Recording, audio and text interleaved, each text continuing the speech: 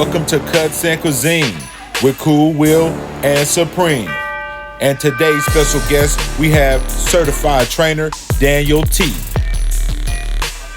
Let me tell y'all who I am. My name is Daniel T. I'm a certified personal trainer who does dope interviews on people making it happen. And my guest today is definitely making it happen. To go out here and try to find the dopest people that I can interview. My name is Daniel T. I am a certified personal trainer who does dope interviews on people making it happen. There's a lot of dope people out there. The whole thing with networking, you need to be able to network because you can't do everything. Absolutely. You know, so if you don't have a good networking, group of people to seek out, you limit it to yourself. Yeah. Because then it's like, well, dang, why you don't know nobody? You know, we all in the same business. So if you cut hair, you should know this person, or are you a people person or talk to other people? Right. And sometimes it's not like that. Yeah. You know, I wish it was, but I do too, man. You know, it's especially in our communities, man. It's a sad situation, man. We just can't refer outside of our own selves because we think we can make all the money. I mean, it's just virtually impossible. Right. Yeah, you'll kill yourself thinking you can get all the money. Yeah. It don't work like that. You had said earlier about you can't train everybody. That's one of my main things I tell young barbers, like, you cannot cut everybody. You know what I'm saying? You gotta, refer people or tell people like, oh yeah, such and such is good, so and so is good, because you can't do it all. You know what I'm saying? Yeah, I don't believe in bad mouthing anybody, but you gotta respect other people's crafts. I don't care what you do. If I'm a trainer, and yeah, I'm gonna say I'm dope, but there's no way that I can look at somebody else's page and be like, nah, he ain't dope, and be like, I don't like him because he do the same thing that I do. Right. The way my mind thinks is, what can I learn from him and what can he learn from me? Exactly. And how can we come together? Exactly. But everybody don't think like how I think. Not at all. But most people think like, he dope, but I can't let my clients see him. Right. I can't have my clients liking him. Right. I can't see my clients, because then eventually, maybe my clients may want to go work with him. And that's a sad situation. Yeah, right. It is. Because now you limiting yourself. Because I'm gonna tell you this: when you go to the doctor, right? Mm-hmm. The doctor don't know everything, so he gonna refer you to somebody who can get you more better. Thank you. But when it comes to us, you better not like that guy. You better not go train with him. And that's what it comes to. But I'm in my own lane, and my thing is, I'm 41 years old, bro. A lot of these guys younger than me, and I could be considered OG status, or however you want to look at it. Right. I'm in Dayton. People know me. I just don't know all these younger people. Yeah, but people know me. Right. But it might not have been for personal training.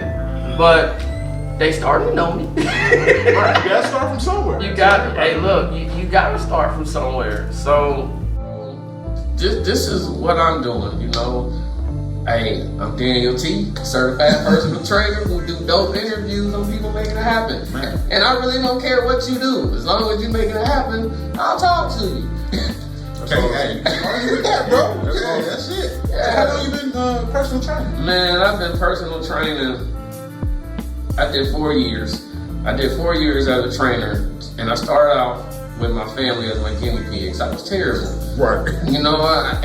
That one fits all exercise, that was me. So I did time, at LA Fitness and in my basement and working at different gyms. And after a while, a lot of people don't know this, but wherever the camera is, you basically have to find your own space and lane if you want to get paid. Because if you go work for these big box gyms, they just want you to sign up members. And LA Fitness paid me $6 for 30-minute sessions. What? Yeah, I made no money with LA Fitness. $6. $6. And ain't about lunch with them. Yeah, and then I was so popular at the time, they moved me up to master trainer. A master trainer is somebody that, man, you so good, everybody wants to work with you. But it hurt me because now it was hard for them to sell my services because now I'm hired. And it went from $6 to $10. So I only gained $4. So the only thing that I really learned from, these are real conversations that people don't know. They just think I just popped out of anywhere. Right. But LA Fitness paid me nothing. The only thing that I learned from there is go hard in your clients because you're only getting 30 minutes. Okay. They're not paying you an hour. So that's where the whole go, no breaks came with me. And, I took time away from that, to work on just my family. I trained nobody. I had no clients. I just needed to work on being a family man. I needed to work on myself. You can't help nobody if your life is all in dysfunction. Say that. I'm a married man. I've been married almost 24 years. That's awesome, man. That's awesome. A lot of ups and downs, a lot of it. But we still fight through it. And I took a whole year off, and that's 2019. And I came back 2020. I sat on this refrigerator right over here, and I was buying nothing but equipment in 2019. Y'all see it? I got equipment everywhere, in the garage, in the basement, and outside. Who would have known the quarantine was gonna hit and nobody could go to the gym? Right, man. I took off. Everybody wanted to come over here to the point where my wife said, "Oh, you're gonna have to slow down." But I figured out what worked for me. I didn't worry about what the next trainer was doing. I just focused on what was working for me, and I wasn't judgmental of all the other trainers because, hey, I'm making it happen my own way. Yeah. And it's funny because you guys are down in the basement. I remember when people laughed at me and said, nobody's coming to your basement to work out. We got you. Don't surprise me, you know what I'm saying? Yeah, now I got people beating down the door like, hey, when can I come work out with you? So never listen to what other people gonna tell you because they gonna tell you that you can't do something. And I live by that. I don't listen to what nobody say. Because now that I am getting noticed a little bit, you get a lot of people who want to tell you what you should do next. Yeah, y'all know how that goes. Yeah. So what do you think the lane was separating you from everybody else? I don't have an ego. I'm not in a clique. I'm just me. That's cold. So there's no way that you can say you can't like me. If I got a client and I tell you, if it's something that I cannot show you or somebody's better, I'm not in nobody's clique. I just tell you, he might be able to help you. That's awesome. And my thing is, I network with anybody. And I can say this open-heartedly. There's a lot of guys out there who know they did me wrong. I don't have to name names, they just know who they are.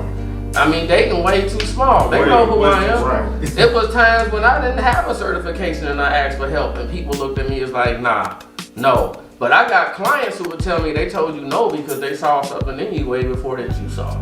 So I didn't need a mentor. I had my father. That's true. Yeah, I had my father who worked out all the time. So he showed me, the whole workout stuff. But I felt like maybe I needed a mentor, and actually I really didn't. But yeah, that's what separates me. I don't have an ego, and there's no way I could ever tell anybody, don't like this person because I'm not clicked up with them. It's a lot of cliques out here. Yeah. I ain't nobody's clique. I ain't in nobody's clique. If you want to work with me, hey, work with me. I'm not a part of nobody's clique. I'm willing to help anybody. And anybody who knows me and gets to know me, yes, I'm making it happen and I'm trying to help everybody make it happen. Where did you come with the catchphrase? The catchphrase? Man, look, I read books all the time. I mean, what they call it, avid readers. Somebody's read books because I came from truck driving. And when I was doing truck driving, there was a lot of idle time. That's how I got my certification, just sitting down. All idle time, I did what I was supposed to do. And the catchphrase, Kevin Lyles came out with a book called Make It Happen. It was dope. I love autobiography books. Everybody has a story. You don't have to be famous to have a story at all. Everybody got a story. So when I say that, people can look at people and be like, man, he's weird. Oh man, what's wrong with that guy? Ask yourself sometime what made that guy weird before you start judging people. And that's what separates me. And the whole catchphrase was make it happen because it's a lot of people making it happen, but a lot of people look at them that if they're not on TV, they're not important. Nah, look at your communities. There's a lot of people that's really out here making it happen. They just don't Say get it their again, stories. bro. Say it again. Yeah, they just don't get their stories told. And the thing what separated me and blew me up. I'm gonna be honest, that blew me up in 2020. I was doing something that nobody was doing. You know, me being a trainer, I was seeking out other trainers. Hey man, what'd you go through? How'd you get into training? What's your biggest challenges? These are all questions that nobody ever went around and asked. Everybody, give me your client. Give me your client. Don't like him. Right. I ain't have to do none of that. If you don't, it speaks for yourself. Absolutely. Yeah, so Yeah, that's pretty much the same. What we had to go through pretty much because, you know, when I reach out to other barbers like, hey, would you like to be on the show? Would you like, you know what I'm saying, take you out? You know, you would think like, oh yeah. Man, we get people like, nah, I don't know about that. Man, like, bro, like, and it's like, you ain't used to nobody showing you some love, man. You know, two brothers just going kicking, you know what I'm saying? Like So, that. but we get it all the time, so, you know, I feel you. I took it as a lot of times people could be camera shy, but then I thought about it like, nah, they ain't camera shy. Yeah. They just don't fool with you. Yeah. And the thing about it is, if they don't fool with you, my brother told me this, like, when you on the come up and everybody tell you no, don't ask questions. Don't ask questions no more. They'll know in their mind why they told you no. It ain't for you to know it. You just move on. Because sometimes if they don't know you good enough, that's why they told you no. It's two different type of no's. The no, I don't mess with you, and I don't know you enough. So don't ask the question, you just move on. Cause I know, and I can say this with confidence, y'all know the ones who doodled on me. Yeah. And I don't have to say anything at all, because they know. They gonna see it, and they gonna see it, so hey, it is what it is. Yeah, you know, you guys are the second people to come interview me on my story. And I've interviewed a lot of people, but you know, my story is just my story. Like, you know, it is what it is. It's a good story. Yeah, you know? Amazing story.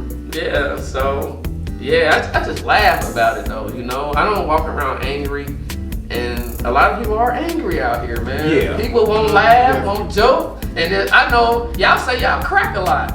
Oh, So if man. y'all crack, look, everybody ain't gonna be acceptable to that. Yeah. They gonna be like, Yeah. okay. Yeah, he say one more thing I don't like. Man, I'm ready to hit him. Man, we done Because everybody ain't at that state of mind. See, one thing about training, I get it all. It's mind, body, and spirit. I can work you out all day, but a lot of people come see me because they're dealing with certain issues. And if you can't tap in on a whole lot of different avenues of what people are dealing with, you can't be a good trainer. And you asked me that earlier. So we got some job similarities. Right Yeah, there. man. Because you're a barber. Because Counselor, doctor, all that. you know how many people come to see you, right? And they can leave a totally different person off a haircut and conversation. Definitely. Or you can mess their hairline up and you could be in a bad mood and make their mood worse. I don't know what you're talking about. But yeah, you know, it's all about how you can help somebody. And if you're not helping somebody, you're really in the way. Yeah. No question. We all kind of got a job to do in the avenues or lanes that we in. Like you said, barbering, we kind of like, we can be a mentor one day, we can be a father one day, Yeah. a mother, a brother, all that stuff. So, and the thing you do, like you said, since you're a personal trainer, you're actually dealing with somebody personally. Yeah. For the time period you have them. Yeah. So that you can change their life in that moment. Exactly, and I stay in my lane. I'm a personal trainer. I don't do a lot of groups, and you need to do groups. Nah, that's taking away from being personal with a lot of people. Yeah. I might do 3 max, but it's hard for because they be like, man, you should do the boot camps. It's hard for me because I take it so serious that it's hard for me to try to watch so many people, and I would hate for somebody to say, man, I trained with him and I got nothing. Yeah. A lot of people looking at the money. I don't look at the money. I don't look at the money. Yes, you need the money to survive. Yeah. But all money is not good money. And the reason I say this, when you're married, when you're married, you might have women want to be around you for the wrong reason. You might have guys who want to come over here just to see what you got, how you living. So I pray about everything. If I don't get to the point where it worked worked out not in my favor, I don't ask about it. God didn't want me to have that, so I don't worry about that. Man, that's some profound words, boy. Hey, I'm telling you, man. Like I said, I'm 41 years old. Everybody be thinking, man, I'm other people's ages. Nah, man. I got a 22-year-old son in college. I got one just graduated, 18. So, man, I'm about to start living my best life. You know, my kids is grown. Right there with you. You know? I'm already there. How are you? Yeah, they out. What that feel like? The most phenomenal feeling in the world. I man. know it is. I've been I eating that know for it a few is. years now, man. It's phenomenal, man. See, you can walk around naked. Yeah. I do. Hey, it is what it is.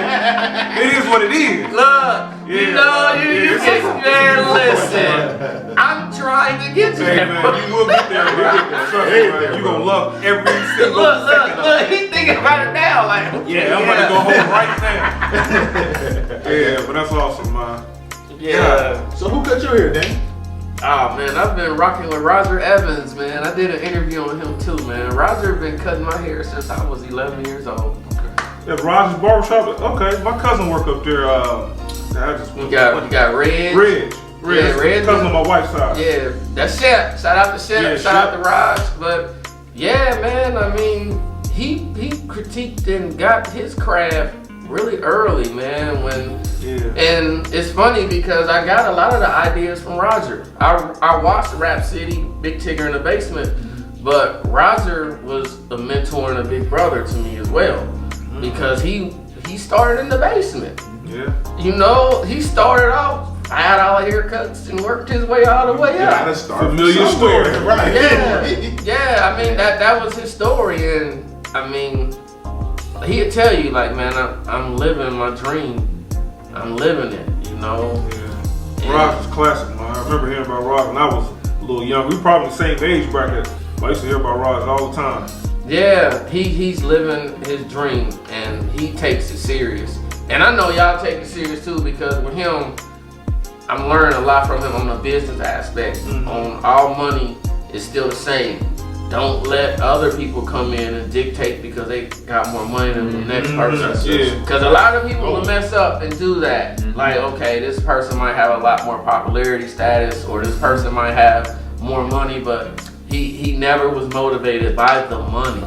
He set rules for himself, and I think that's how he has the longevity, because I see a lot of barbers who start and then they stop, they don't be consistent, and like I said, I'm surrounding myself with the networking that people that I can always ask for advice, because I'm coming from employee to trying to be a businessman myself. You know, because in 2020, yeah, I'm just now starting to get clients, but I'm getting them to the point where, okay, I have to be very business minded. And if you don't have a business sense of what you're doing, yeah, you ain't gonna last long. No.